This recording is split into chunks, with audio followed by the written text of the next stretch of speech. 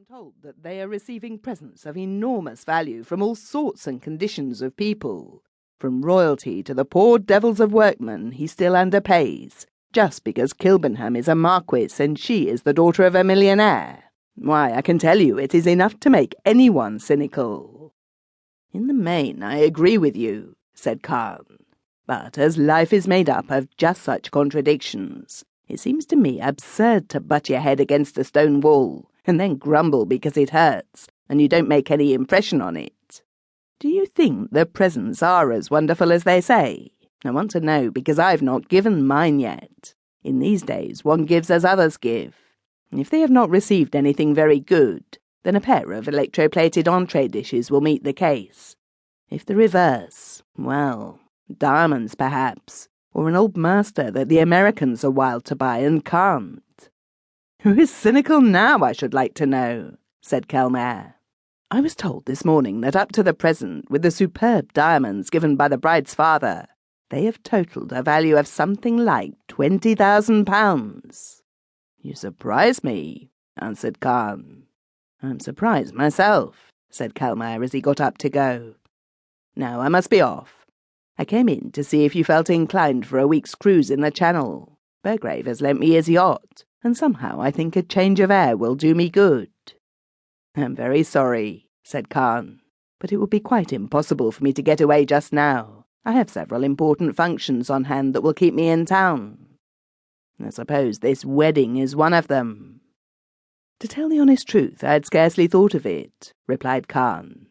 "Must you be off? Well then, good-bye, and a pleasant holiday to you." When Kelmare had disappeared, Carne went back to his study and seated himself at his writing table. "Kelmare is a little oversensitive," he said, "and his pique is spoiling his judgment. He does not seem to realise that he has come very well out of a jolly bad business.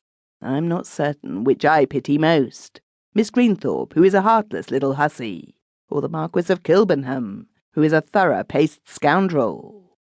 The wedding, however, promises to be a fashionable one, and—" He stopped midway, rose, and stood leaning against the mantelpiece, staring into the empty fireplace.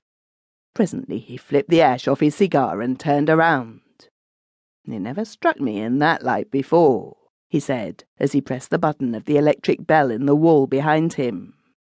When it was answered, he ordered his carriage, and a quarter of an hour later was rolling down Regent Street.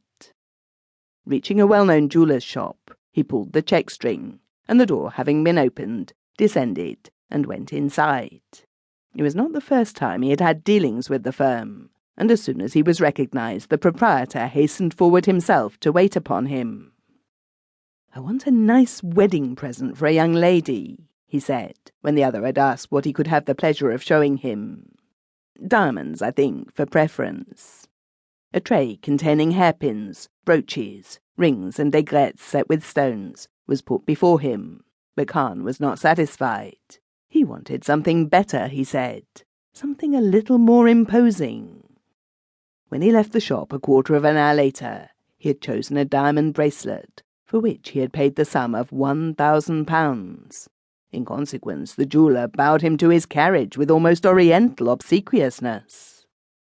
As Carne rolled down the street, he took the bracelet from its case and glanced at it. He had long since made up his mind as to his line of action, and having done so, was now prepared to start business without delay. On leaving the shop, he had ordered his coachman to drive home, but on second thoughts he changed his mind, and once more pulling the check-string, substituted Berkeley Square for Park Lane.